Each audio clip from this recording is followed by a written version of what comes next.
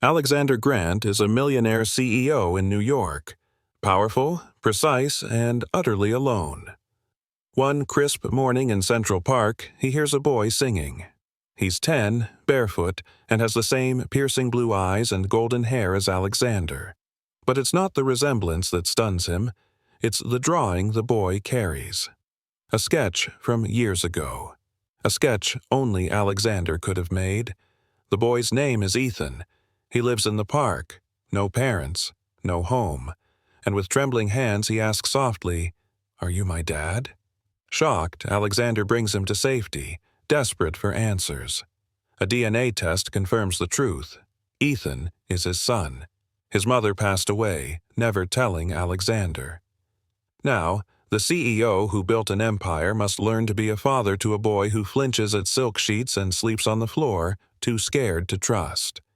Together, they face media backlash, personal doubt, and years of silence. But slowly, through shared adventures and late-night talks, a bond forms. Then, Ethan draws something new, a picture of them, hand in hand, with one word below, home.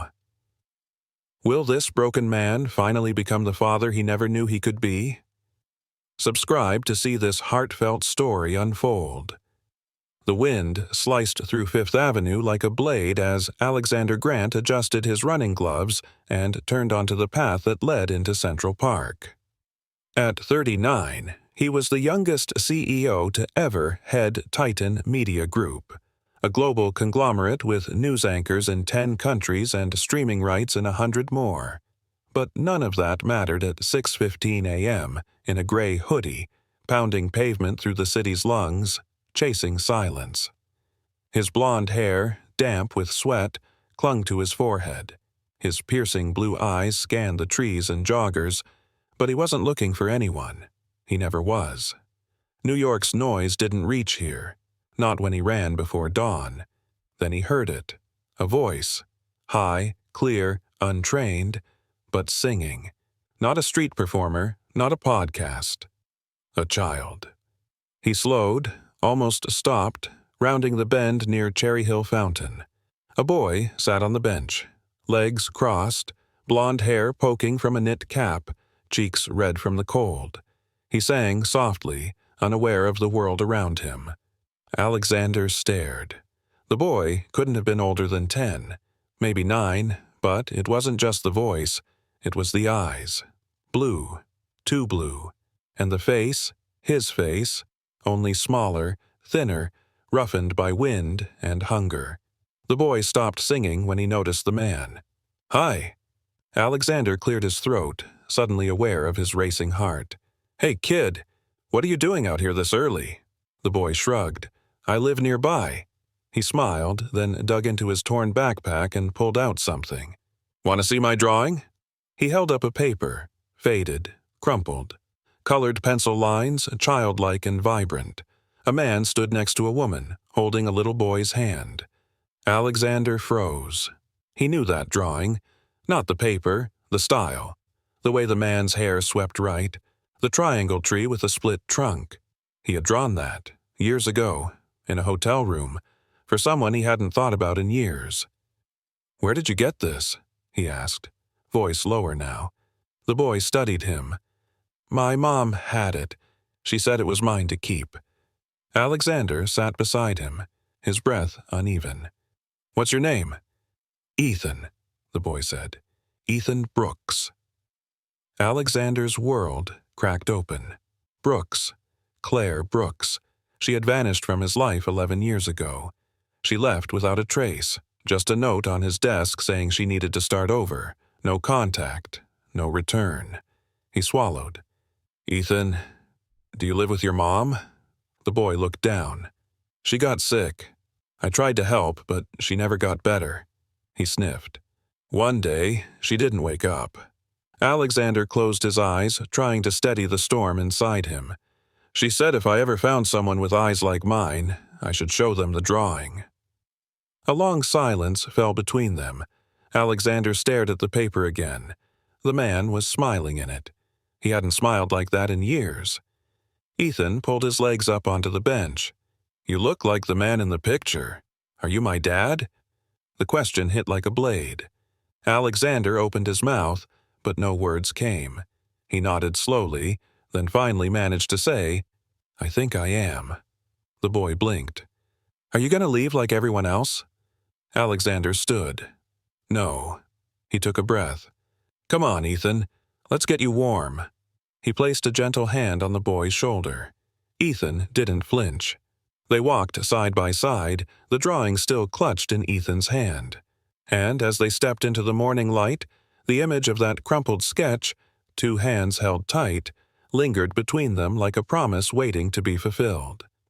The city was just beginning to wake as Alexander and Ethan walked side by side down the tree-lined path. Street lamps flickered above them, casting long shadows across the pavement.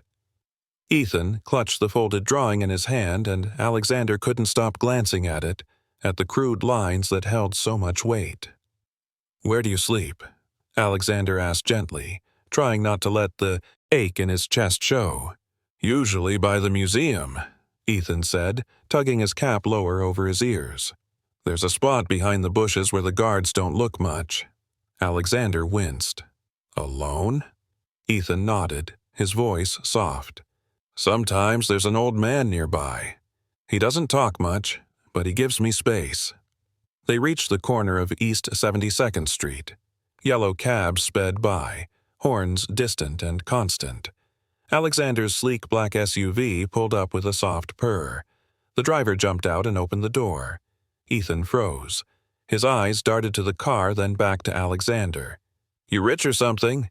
Alexander crouched beside him, steady and quiet. Yeah, I guess I am. But right now, I'm just trying to do the right thing. Ethan hesitated, then climbed in. He sat close to the door, backpack pressed tightly against his chest. They rode in silence until Ethan broke it. You always run in the morning? Every day, Alexander said. Helps me think. Ethan looked out the window. I think better when I draw. That one sentence sank deep into Alexander's ribs. He remembered Claire's voice, laughing on the fire escape of that old building in Queens, saying the same thing about sketching. It clears the fog, she used to whisper. At the private hospital, the marble lobby gleamed under warm lights. A nurse approached, eyes widening when she saw Alexander. Mr. Grant, is everything all right? It will be, he said, resting a hand on Ethan's shoulder. Please get him checked, head to toe. Ethan flinched at first but didn't pull away. 2 hours later, a doctor emerged with a clipboard. Mild malnutrition, old bruising, and fatigue, but no immediate danger. Alexander exhaled. The weight in his lungs loosened slightly. He turned to Ethan. How about some real food? Ethan grinned. You mean like pizza? Alexander smiled. Even better. They stopped at a boutique children's store on the way. Alexander bought 3 sets of clothes, warm boots, and a navy winter coat. Ethan kept his eyes wide the whole time, only once whispering, Can I keep the tag? The tag? Ethan nodded. Proof it's mine. No one else wore it before. Alexander didn't answer. He just handed him the coat, kneeling down to zip it up himself. That night, in the penthouse overlooking the city skyline, Ethan stood at the window with a plate of spaghetti in his hands. He'd eaten 3 rolls and still looked like he was saving half for later. Can I sleep here? He asked quietly. You're not going anywhere, Alexander said. Ethan turned. Even if I'm not your kid? Alexander paused. We'll find out soon. But no matter what, I'm not leaving you alone again. Ethan seemed to absorb that. Then, slowly, he pulled the drawing from his pocket and laid it on the glass coffee table. This was my favorite, he said. I fixed the corner once with tape, but it fell off. Alexander picked it up, his fingers brushing the faded crease. Did your mom talk about me? Ethan's voice was barely a whisper. She said she loved someone once, but she let him go, because he didn't know how to stay. Alexander looked away, jaw tight. She was right. Outside, the city glowed, but inside that room, A boy and a man stared at a crumpled drawing, one that had outlived its creator, carried by a child searching for a face he barely remembered. And in that moment, Alexander knew the past couldn't be erased. But maybe, just maybe, it could still be redrawn. The following morning, light poured through the massive floor-to-ceiling windows of Alexander Grant's penthouse. Ethan sat cross-legged on the plush rug in the living room, a blanket draped over his shoulders, his fingers curled around a steaming mug of hot chocolate. Across from him, Alexander stood by the kitchen island, watching silently. He didn't know how to begin, how to explain 10 lost years to a boy who barely knew his name. Ethan looked up. "You have a lot of stuff. It's like a hotel in here." Alexander chuckled softly. "That's one way to put it." He walked over, carrying a small photo frame. "I want to show you something." He knelt beside Ethan and turned the frame around. Inside was a sketch, faded and wrinkled, but unmistakable. A tree, a swing, a family of 3. Ethan's eyes widened. That's my drawing." "No," Alexander said, voice low. "That's my drawing. I made it years ago. For your mother." Ethan stared at it, then back at him. "But how did she get it?" Alexander sat down on the floor beside him. "Before she left, I gave it to her. I didn't know she was pregnant. I didn't know you existed, Ethan. Not until yesterday." Ethan was quiet for a long moment. "She said you were busy, that maybe you forgot." Alexander's voice cracked. "I never forgot her, but I didn't know. If I had—" He paused. "I would have come for you." Ethan traced the edge of the frame with his thumb. "I kept a copy. Mine's got crayon on it." Alexander smiled. "Then I guess we both held on to the same hope." There was a knock at the door. Alexander stood and opened. It had to reveal a man in a sharp navy suit holding a slim briefcase. "Mr. Grant," the man greeted, stepping inside. "I came as soon as you called. My firm can begin the process immediately." Ethan tensed. "Who is he?" Alexander placed a steady hand on the boy's shoulder. "He's a lawyer.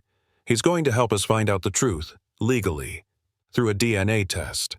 Ethan's lips parted slightly. "You mean, you don't know for sure?"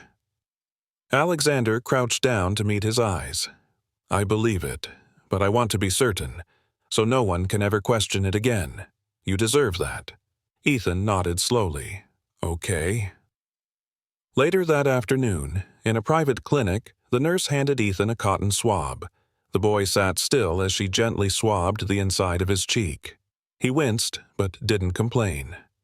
Alexander sat close by, arms crossed, watching with protective intensity. "Results will take 48 hours, the nurse said. "We'll notify you directly." As they left the building, snow had begun to fall. Ethan looked up at the sky, then reached out his hand, letting the flakes land on his palm. "Do you like snow?" Alexander asked. Ethan shrugged. "Only when I'm not sleeping in it." Alexander didn't reply. His silence was heavy. Back in the car, Ethan asked, "What if the test says I'm not yours?" Alexander looked him straight in the eyes. "That drawing, those eyes, your voice. I don't need a test to care about you, but if it helps prove it to the world, we'll wait." Ethan leaned back, hugging his backpack. "Mom used to say I looked like someone important. I guess she meant you." Alexander turned to the window, watching the city blur past. He whispered, "She was right." And in the silence that followed, the faded drawing in his coat pocket seemed to burn with meaning. 2 stick figures under a crooked tree, a swing between them, swaying toward a second chance. The next morning, Alexander stood at the kitchen counter, pouring 2 mugs of cocoa. The scent of cinnamon drifted through the air. Ethan sat on a high stool, swinging his legs, eyes fixed on the steam curling from his mug. "Did you ever sleep outside?" Ethan asked, voice soft, almost casual. Alexander paused mid-stir. "Once. When I was 20. Missed a flight and had no hotel room. It was cold. Uncomfortable." Ethan nodded slowly. "I had a jacket, but someone took it. I hid under a slide in the park playground when it snowed." Alexander gripped the counter. "I'm so sorry, Ethan." The boy looked down. "It's okay. I just stopped waiting for help." Alexander walked over and crouched next to him. "But you kept that drawing." Ethan met his gaze. "Because it was the only thing that made me feel like I still had a family, even if it wasn't real." Alexander swallowed hard. "It was real. Your mom. She meant everything to me. I just didn't know." Ethan looked down at the table, then reached into his backpack and pulled out something wrapped in tissue, tattered and yellowed with time. He unfolded it slowly. The same drawing, but smaller, torn at the corner, a piece of tape still clinging to the edge. "I fixed it when it ripped," Ethan whispered. "I didn't want it to disappear." Alexander stared at it, his chest tightening. "Can I keep this here, just for now?" Ethan thought for a second, then nodded. "Yeah, but only if you don't lose it." "I won't," Alexander said. "Promise." Later that afternoon, the investigator arrived at the penthouse, coat dusted with snow. He handed Alexander a sealed manila envelope, then gave a respectful nod toward Ethan, who sat on the couch building a Lego ship. "I traced everything," the investigator said. "Claire Brooks passed away 9 months ago, liver failure. She was working 3 jobs before that. Never listed a father's name on any documents, moved apartments 4 times in 2 years. Alexander stared at the envelope. "Did she ever try to contact me?" "Nothing official. No letters, no emails, no court filings." Alexander felt something splinter inside him. "She thought I wouldn't want him." The investigator's voice softened. "She was protecting him. Or maybe herself. Hard to say." Ethan looked up from the couch. "Is that about my mom?" Alexander nodded. "It's information I should have had a long time ago." The man left quietly. Alexander sat on the couch beside Ethan, the envelope resting on the coffee table between them. "I think she didn't want to ask for help," Ethan said. "She was proud. Even when we didn't have food, she said we were strong." "She was right," Alexander replied, his voice low. "You're strong, Ethan. And so was she." Ethan looked at the envelope. "Are you going to open it?" "Not yet," Alexander said. "I already know what matters." That night, Ethan asked to sleep with the bedroom door open. Alexander tucked him in gently, brushing a strand of hair from his forehead. "Good night," Alexander whispered. Ethan's eyes fluttered closed. "Do you think Mom would be happy I found you?" Alexander sat at the edge of the bed. "I think she'd want you safe and loved." "Do you still love her?" Ethan mumbled. A long silence. "Yes," Alexander said quietly. "I always will." As the city lights shimmered beyond the window, Alexander stepped into the hallway. He pulled the crumpled drawing from his pocket and pinned it on the fridge with a magnet. The swing, the tree, the little boy between 2 parents. And under that picture, in a child's shaky hand, the words remained, "Please, find my daddy." Now, standing in the quiet glow of the kitchen, Alexander knew. She had never stopped hoping, and neither had he. By sunrise, Alexander was already dressed in a navy wool coat, phone to his ear, pacing near the massive windows of his penthouse. Ethan was still asleep in the guest room, though he'd kicked off the covers and curled tightly around his backpack. "Schedule the DNA confirmation as priority 1, Alexander said into the phone, "and tell security not to log our location publicly." He ended the call and exhaled slowly. It was the first time in years he wasn't thinking about a boardroom. Only one thing mattered now: protecting the boy in the next room. A soft voice interrupted his thoughts. "Do I have to go somewhere today?" Alexander turned. Ethan stood barefoot in the hallway, rubbing his eyes, hair messy, sweatshirt too big. "Yeah," Alexander said gently. "Just for a bit. There's a place I trust. Doctors there will do a few quick tests. It won't hurt. Promise." Ethan hesitated. "Like the last place?" Alexander nodded. "Even better." An hour later, they stepped into a sleek black SUV and pulled into the driveway of a discreet private clinic on the Upper East Side. No press, no cameras, just quiet. Inside, a nurse led them to a clean exam room. She smiled at Ethan. "You're a brave young man. We'll just take a little blood, okay?" Ethan sat stiffly. "Will it tell you if he's really my dad?" The nurse glanced at Alexander. "It'll help confirm something important." Ethan turned to Alexander. "What if it says no?" Alexander crouched to meet his eyes. "Then I'll still be here, because I believe it will say yes." The test was quick. Ethan didn't flinch when the needle pricked his arm, just stared at the ceiling like he'd done it before. Too many times. As they left the clinic, Alexander handed him a warm bag from a nearby bakery. "Still like cinnamon rolls?" Ethan blinked. "She used to bring me one on Fridays, when she had enough money." They walked a few blocks in silence past brownstones and snow-dusted stoops. "Can I ask you something?" Ethan said between bites. "Anything. Why didn't you look for us?" Alexander stopped walking. The question burned. He crouched again, level with the boy. "I didn't know about you, Ethan. Your mom and we ended things without closure. She left and I didn't search hard enough." "Why not?" "Because I was scared," Alexander admitted, "of losing again, of what I might find.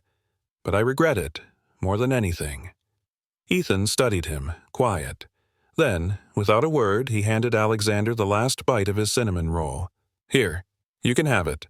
Alexander laughed softly. "That's your favorite part?" "I know, but I want you to have it." Later that day, Alexander took Ethan shopping again. This time they went to a small bookstore tucked between two office buildings. Ethan lit up when he spotted a shelf labeled Explorers. He ran a finger down the spine of an atlas. "I used to pretend I was in those places," Ethan said. "Africa, Australia. I'd look at maps and make up stories." Alexander picked up a leather-bound journal and handed it to him. "Then maybe it's time to start writing your own." Ethan opened it slowly. The first page was blank. "It's empty," he said. "For now," Alexander replied. "You get to decide what fills it." That night, Ethan sat cross-legged on the rug, journal open in his lap. He wrote in small, careful letters across the first page. "Today, I got cinnamon rolls. And a journal. And maybe a dad." And just above those words, he taped a tiny piece of the drawing he'd torn from the edge, right under the crooked swing. A symbol, not of what he lost, but of what he might just be finding. 2 days later, Alexander sat at his desk, a sealed envelope resting beside his laptop. The morning sun painted gold streaks across the hardwood floor. The DNA results had arrived. He didn't open it immediately. He didn't need to. He already knew. But, for Ethan's sake, for the lawyers, the future, the press, he had to have it in black and white. A soft knock came from the hallway. Ethan peeked in, barefoot, still in pajamas. "Are you working already?" Alexander smiled. "Just thinking." Ethan shuffled in. "Is that the test?" Alexander nodded. "Yeah. Want to open it with me?" The boy walked over slowly, climbed onto the arm of the chair and waited as Alexander broke the seal. He unfolded the letter, eyes scanning fast. Then he turned it toward Ethan. "You're my son," he said. "It's official." Ethan stared at the page, then at Alexander. "So, I'm not just a maybe?" "Not a maybe," Alexander said, pulling him into a hug. "You're mine." They stayed like that for a long moment, quiet, until Ethan whispered, "Do I have to go to school now?" Alexander laughed. "Eventually." Later that afternoon, Alexander met with the private investigator in a quiet corner booth of a downtown cafe. The man handed over a file, thick and worn. "Claire worked 3 jobs," he said. "A diner waitress, part-time janitor, and evening shifts at a laundromat. No consistent address after 2017. She stayed off the grid." Alexander's hands tightened around the folder. "Did she try to reach out?" "No," the investigator said. "No records, but she wrote letters, dozens of them. Never mailed." Alexander looked up. "Letters?" The man slid a small box across the table. Inside were faded envelopes, some addressed to Alex, others just marked with dates. She kept them in a locked tin under Ethan's cot. He probably never saw them. Back at the penthouse, Alexander opened the first letter at his desk. The handwriting was familiar, gentle, a little rushed. I wanted to tell you, but I didn't know if I had the right. You were building an empire, and I was barely surviving. I didn't want to burden you, Alex. I just wanted Ethan to have a chance, even if it wasn't with you. He read 5 more. Every one of them broke something open. That night, he sat Ethan down in the living room. A fire crackled quietly behind them. I found some letters from your mom, Alexander said. Ethan looked surprised. You did? She never stopped thinking about both of us, he continued. She just thought she had to do it alone. Ethan looked down. She cried sometimes. At night. I didn't know why. Alexander leaned in. She was strong, Ethan. So are you. But you don't have to carry everything by yourself anymore. Ethan hesitated. Can I read the letters too? Of course, Alexander said, handing over the box. They're yours now. Ethan opened one envelope slowly, fingers trembling. After a long pause, he looked up. She said I had your eyes. Alexander smiled. She was right.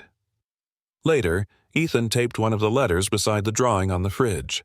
A small piece of his mother, reunited with the only thing that connected her to both of them.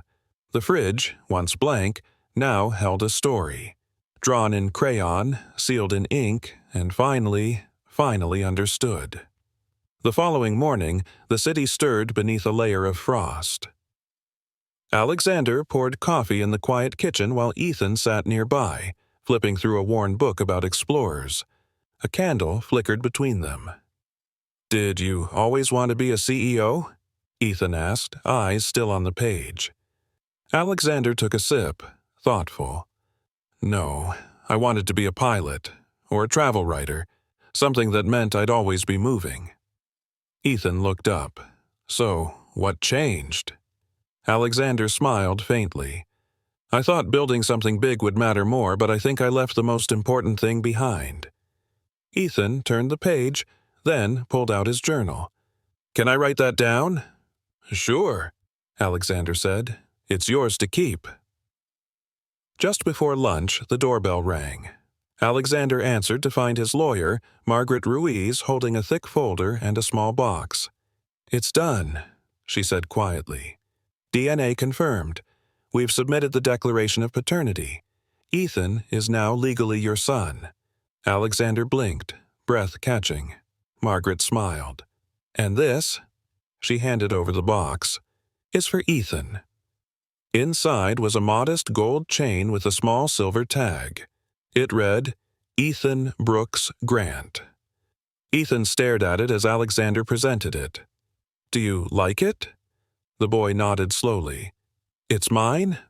All yours, Alexander said. No one can take that name away from you now. Ethan slipped it over his head.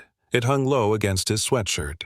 He didn't say anything, just touched the tag with his fingers and sat very still. That evening, Alexander walked into Ethan's room, now freshly painted a soft navy blue. Bookshelves lined one wall, stacked with atlases, novels, and games. A telescope stood beside the window. Ethan sat on the rug, piecing together a model airplane. Alexander knelt beside him. You okay? Ethan shrugged. It's just weird, having a last name again. Alexander paused. What did people call you before? Sometimes just kid, or hey you. Alexander's jaw tightened. That won't happen again. Ethan nodded, then looked at him. Do I have to forget about my mom? Alexander sat down, shaking his head. Never. We talk about her as much as you want. She's part of you. Ethan reached into a drawer and pulled out a tiny, creased photo. Claire smiling, holding baby Ethan. He handed it to Alexander. She said if I ever met you, to forgive you. Alexander held the photo in both hands, his eyes stinging. She had more grace than I deserve. Ethan nudged him. Maybe we both do. That night, after Ethan fell asleep, Alexander returned to the kitchen. The fridge now held three things: the taped drawing, a copy of the DNA results, and one of Claire's letters. He added one more: a new photo of Ethan wearing the necklace, smiling. The following morning, he called a meeting at the boardroom of Titan Media. Only the executive partners were invited. Some of them were already whispering. Rumors had spread fast. "I assume you've heard," Alexander began, voice steady. "I have a son. His name is Ethan. He's 10 years old. And no, this doesn't change my leadership, but it changes my purpose." One man raised his brow. "So, the story's true? The boy from Central Park?" Alexander looked him dead in the eye. "Yes. And he slept under trees while I built a media empire. That will never happen again." A woman near the window asked gently, "What are you planning to do?" Alexander set down a folder. "Everything I can to fix it." As he left the room, his phone buzzed. A message from Ethan. A photo of a new page in his journal. "Today, I got my name, and someone said they were proud of me." Underneath, taped in place, was a new sketch. Just him and Alexander, holding hands. And in the corner, one word: home. The days grew colder, and the penthouse grew quieter. Ethan had a new name, a warm bed, books, games, and hot meals. But Alexander could see it. Behind every smile, there was hesitation. The boy still slept with his backpack zipped up beside him, and he always kept his shoes within reach, just in case. One evening, Alexander walked past Ethan's room and paused. The door was cracked open. Ethan was curled up in the corner, not in bed, but on the rug, wrapped in his old coat like armor. Alexander stepped inside, soft as a whisper. "Hey, buddy, you okay?" Ethan blinked awake. "Yeah, just... It's quieter down here." Alexander crouched beside him. "The bed's got heated blankets." Ethan hugged his knees. "I know, but it's big. I feel like I'll fall off." Alexander sat cross-legged beside him. "When I was little, I used to sleep on my dad's office carpet. Said it made me feel grounded. Guess you and I have that in common." Ethan looked up. "Did he leave you?" "No," Alexander said, surprised. "He died in a car crash. I was 7. Ethan was quiet for a long moment. "So, I guess we both know how it feels." Alexander nodded. "Yeah, we do." The next morning, Alexander called in late to his meetings. Instead, he and Ethan walked to the park. Ethan wore his new coat and boots, but his hands still clutched the fraying strap of his old backpack. They sat on a bench overlooking the frozen pond. Kids skated nearby, laughing. "I don't like school," Ethan said suddenly. "Too many rules, too many kids." "You haven't even gone yet," Alexander replied. "I know, but I don't want to mess it up." Alexander turned to face him. "You won't, but even if you do, we'll figure it out together." Ethan frowned. "Claire used to say that, but then she got sick, and I had to figure stuff out by myself." Alexander's voice cracked. "You won't be alone again, I promise." Later, back at the penthouse, Alexander noticed something missing from the fridge. "Where's the drawing?" he asked. Ethan looked up from the couch. "I put it away." "Why?" Ethan hesitated. "Because it felt like a maybe, not a real thing. But now we're real, right?" Alexander walked over and pulled something from his coat pocket. A new frame. Inside, a copy of Ethan's journal page, the one with the word home. He pinned it where the old drawing had been.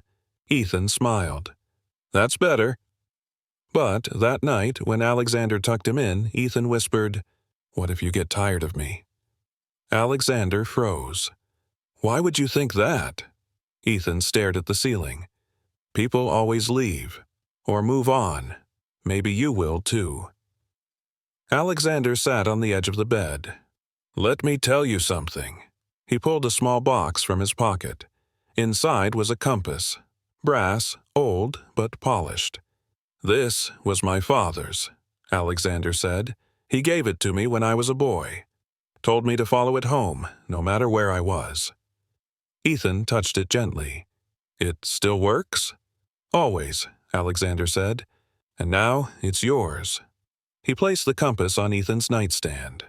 Whenever you're scared, or confused, or wondering if I'll leave, look at that. Because no matter what, I'm coming back. Always. Ethan blinked hard. Okay. Outside, the city kept spinning.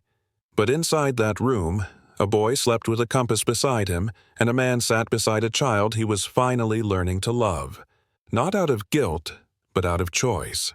And that choice, Alexander knew, would be his anchor. The elevator doors opened with a soft chime, and Ethan stepped out hesitantly, holding Alexander's hand. "This whole building smells like flowers," he murmured. "That's because the florist downstairs pays a fortune for that perfume diffuser." Alexander smiled. "But I like it too." They walked into Ethan's new school, St. Albans Academy, a private elementary with bright windows and clean wooden desks. A friendly-looking woman greeted them. "Hi there, Ethan. I'm Ms. Perry, your new teacher." Ethan offered a shy smile. "Hi." Alexander knelt beside him. "I'll wait right out here, okay?" The boy looked back at him, clutching the compass now looped through his backpack strap. "You promise?" "Promise." As the door closed, Alexander stood silently. For the first time since they met, Ethan had let go of his hand. Few hours later, Alexander picked him up. Ethan walked out slowly, shoulders slumped. "How was it?" Alexander asked. Ethan shrugged. "The teacher's nice, but some kids stared at me. One said I probably didn't belong there because I looked like a rescue case." Alexander knelt. "Did you tell a teacher?" Ethan shook his head. "No, I just showed them my necklace." Alexander smiled, proud. "That's my boy." At home, they entered Ethan's room, now slightly messier, lived in. A crayon drawing was taped to the wall. Ethan standing in front of the school, compass in hand, while Alexander waved nearby. Above it, he'd written, "I belong." Later that week, Alexander hosted a small gathering at home. Ethan hovered near the hallway, watching through the glass. "Want to come say hi?" Alexander asked. "Too many people." Alexander bent down. "They're just friends from work. You can sit with me." Ethan hesitated, then whispered, "Can I show them something?" Moments later, he emerged with his journal. He opened it to a fresh page, stood on a chair, and cleared his throat.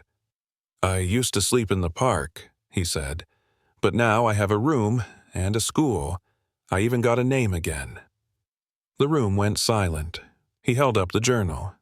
"This is where I write my story. My dad says I get to decide what fills it." Someone in the back clapped. Soon, others joined. Ethan beamed. "Thanks." That night, after everyone left, Alexander tucked Ethan into bed. "I was nervous," Ethan said, "but it felt kind of good." "You were brave," Alexander said, "and proud, like your mom." Ethan looked over at the compass. "Sometimes, when I get scared, I hold that, like it points back to you." Alexander's chest tightened. It always will. A few days later, while organizing boxes in the hallway closet, Ethan found an old leather satchel. "What's this?" he asked. Alexander took it, opening the flap. Inside were photographs, ticket stubs, a folded map with pinholes in each corner. "Those are from my traveling days," Alexander said. "Before I became a CEO." Ethan pulled out the map. "You've been to all these places?" "Most of them. I used to write stories, actually, about what I saw." Ethan's eyes lit up. "Will you teach me how to write like that?" Alexander ruffled his hair. "Only if you teach me how to draw." They laughed together. By evening, the satchel hung beside Ethan's desk. The compass rested on his shelf, and above it, a sticky note read, "New adventures coming soon." For once, Alexander wasn't looking at balance sheets or headlines.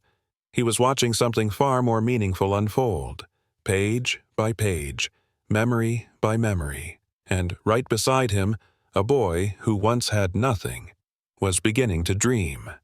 The winter wind howled outside the towering glass windows, but inside the penthouse everything felt too still, too perfect. Ethan sat at the edge of his bed, staring at the soft white sheets. His backpack, dirty, torn, and clinging to the scent of rain and pine, rested beside him like a guard dog. He hadn't touched the new books or the PlayStation. The telescope sat untouched. The room looked like a catalog spread, not a space a child truly lived in. Alexander peeked in, knocking softly. "You want to go out for pizza?" Ethan didn't answer right away. "Can I ask something?" "Of course." "Why did you put me here?" he said quietly. "This room, all this stuff, is it to fix the past?" Alexander stepped inside, folding his arms. "Partly, but mostly, it's to give you something safe, something you deserve." Ethan looked down. "I don't know how to be in a place like this." "You don't have to be anyone but you," Alexander said gently. "But what if I break it?" "Then we'll fix it together," Alexander replied. That night, Ethan pushed his backpack under the bed but still laid on the floor beside it. When Alexander came to check, he didn't move. "I'll sleep here just tonight," Ethan mumbled. "I need to know it won't all go away." Alexander nodded. "Take all the time you need." At school, things weren't much easier. Ethan kept to himself, ate lunch at the edge of the courtyard, and avoided eye contact. One afternoon, Alexander got a call. "Mr. Grant, Ethan refused to participate in class today. He didn't want to do group work, said he didn't need anyone." When Alexander picked him up, he waited until they were in the car. "Want to talk about it?" "They think I'm weird," Ethan muttered, "like I don't belong." "You do belong," Alexander said, "but I know it takes time for others to see it." At home, Ethan stood in front of the fridge, eyeing the sketch of them holding hands. Then, slowly, he peeled it down. Alexander watched from the kitchen. "Why'd you take it down?" Ethan shrugged. "It felt fake. I still don't know if you're really staying." The words struck hard. Alexander walked over and picked up the drawing. Then he handed Ethan a magnet. "Put it back," he said gently, "but do it when you believe it." That night, Ethan didn't sleep on the floor. He got into the bed, slowly, awkwardly, still hugging a pillow like a shield. In the middle of the night, Alexander heard footsteps. He stepped into the hallway to find Ethan curled up on the couch. "I had a bad dream," Ethan whispered. "You were gone. The place was empty." Alexander wrapped a blanket around him. "I'm right here." Ethan looked up. "For how long?" Alexander knelt beside him. "For good. No more leaving, no more guessing." Ethan was quiet. Then he whispered, "Can you stay here with me tonight?" So Alexander did. He lay on the other end of the couch, the two of them wrapped in silence and warmth. In the morning, Ethan walked to the fridge and, without a word, reattached the sketch. But this time, he added a new one. Just two stick figures side by side. Above them, in a scrawled heading, it read, "Real. Trust wasn't rebuilt in grand gestures. It was found in the quiet, in nights on the couch, in drawings on the fridge." And slowly, Alexander realized this wasn't about making up for lost time. It was about earning every day forward, together. Alexander sat at the kitchen table, sorting through work emails, when Ethan walked in holding a shoebox. "I made something," the boy said shyly. Alexander looked up, setting his phone aside. "Let's see." Ethan lifted the lid, revealing a small cardboard model of their apartment. Popsicle stick furniture, tiny bookcases, even a tiny fridge with a paper magnet. "There's you." Ethan pointed to a little stick figure with yellow yarn hair. "And me. I put the compass on the nightstand." Alexander blinked fast, then smiled. "It's perfect." Ethan grinned. "It's our home. For real now." A knock interrupted them. Alexander opened the door to find his assistant, Marcy, looking tense. "Sorry, sir, but reporters are calling. Someone leaked a photo of you and Ethan at the school pickup line. It's all over the media boards." Ethan's smile faded. People know? Alexander nodded. They do, but that's not your fault. That night, during their evening park walk, Ethan was quieter than usual. He kept his hoodie up and held Alexander's hand tighter. I don't want people staring, he mumbled. They're just curious, Alexander said. They don't know how strong you are yet. Do I have to be strong all the time? Ethan asked. Alexander stopped walking. No, that's my job. Yours is just to be a kid. Back home, Ethan retreated to his room. Alexander sat alone on the balcony, watching the city lights blur. His phone buzzed, an email from the board. Subject: Concern over personal matters. Affecting CEO presence. He sighed, feeling the weight of expectation press down. Later, Ethan crept into the living room with a blanket and joined Alexander on the couch. Do you miss being alone? He asked softly. Alexander turned. Not for a second. Ethan snuggled closer. Even if work gets mad at you? I'd give it all up for you, Alexander whispered, and mean it. The next morning, Ethan waited by the door, lunchbox in hand, wearing the school uniform slightly too big for him. Can you walk me today? He asked. Alexander smiled. I was hoping you'd ask. Outside, as they reached the school gates, a small group of parents whispered. One of them, a tall man in a blazer, scoffed loud enough for them to hear. So that's the CEO who adopted a street kid for PR? Ethan froze. Alexander stepped forward, eyes locked on the man. Actually, he said, calm but firm, I found my son, and he saved me. The man blinked, caught off guard. Alexander guided Ethan through the gate without another word. That evening, they built a new part of the shoebox house together, an adventure room with cardboard climbing walls and a model canoe. Think I'll ever get to do real camping? Ethan asked. Alexander chuckled. You're talking to a guy who once hiked the Appalachians with 2 cans of beans. We'll go this spring. Ethan lit up. Promise? Promise. Before bed, Ethan reached into his drawer and handed Alexander something new, a drawing. This one had the compass, the apartment, and a tent pitched under the stars. The caption read, Anywhere is home when we're together. Alexander hugged him tight. I love you, kid. Ethan grinned. I love you too, Dad. And just like that, the title he never expected to hear again wrapped itself around his heart, fierce, fragile, and forever. The morning sunlight bathed the breakfast table in gold, but the mood in the room was anything but warm. Alexander scrolled through his phone, jaw tightening. The headlines were brutal. Media tycoon or father of convenience? CEO's mysterious son sparks legal questions. Ethan sat across from him, spooning cereal quietly. Are people mad you found me? He asked without looking up.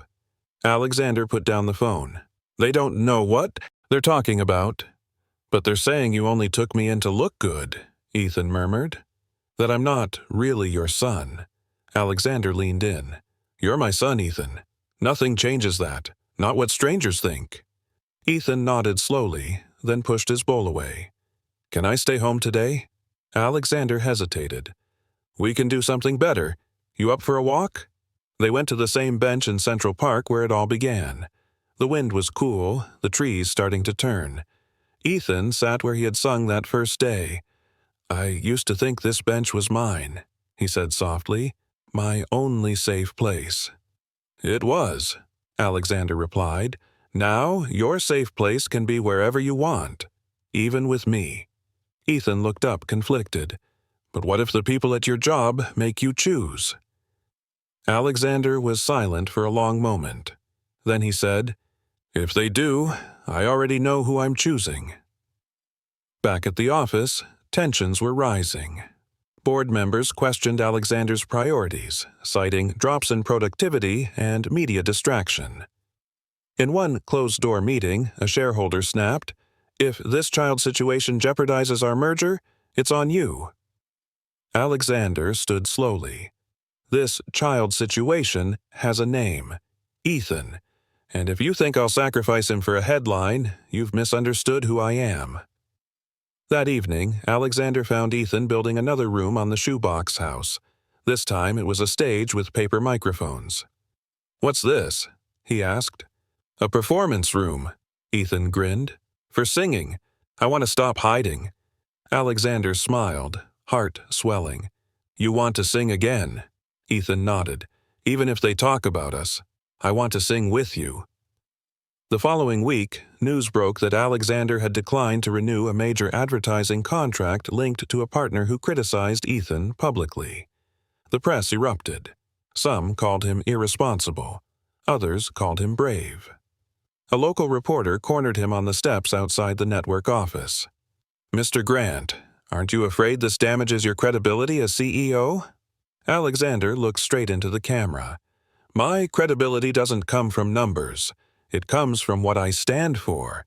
And I stand for my son." That night, he and Ethan baked cookies in the penthouse kitchen badly. Flour everywhere. Burnt edges. Ethan giggled. "This one looks like your head."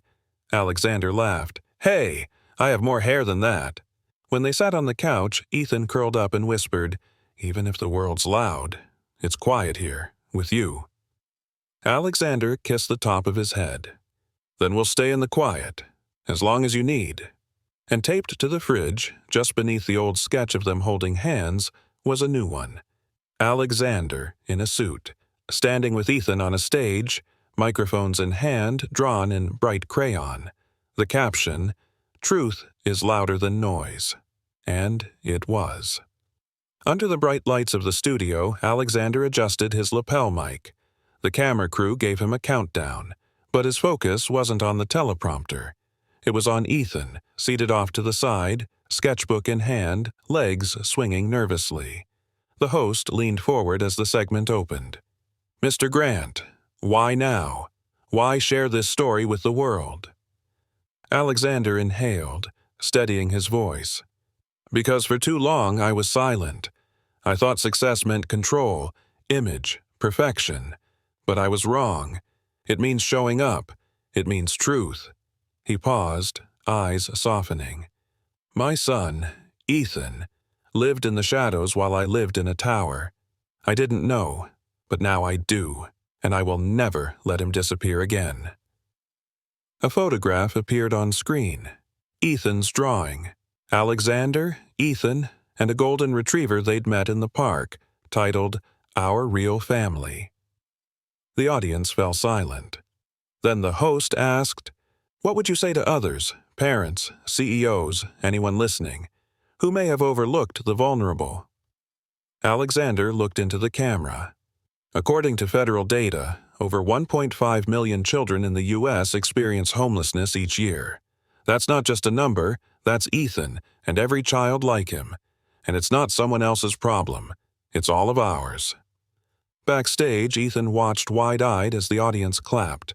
When Alexander returned, Ethan ran to him, holding up a fresh drawing. "It's us, but bigger, and there's a camp behind us, with tents and a zip line." Alexander crouched to his level. "A camp?" "For kids who don't have homes," Ethan said shyly. "Like I didn't. We could build it. For real." Alexander's throat tightened. "You think we could?" Ethan nodded. "We've got money, and now we've got a story." The next morning, headlines flipped. CEO turns pain into purpose. Alexander Grant's bold pledge for homeless youth. From boardroom to backyard. One father's redemption. Social media lit up with support. Parents posted photos of their adopted children. Formerly homeless youth shared videos of encouragement. The conversation shifted from gossip to grace. But not everyone applauded. At an investor roundtable, a board member growled, "You've gone soft, Alexander. This company isn't a charity." Alexander stood, voice calm but unyielding. "No, it's a platform. One we're going to use to do something that matters." He slid a folder across the table. Inside was a detailed proposal, public awareness campaigns, documentary partnerships, and a nonprofit division titled The Ethan Project. A younger board member, quiet until now, spoke up. I was in foster care. If this company supports that mission, I'm in. Others exchanged looks.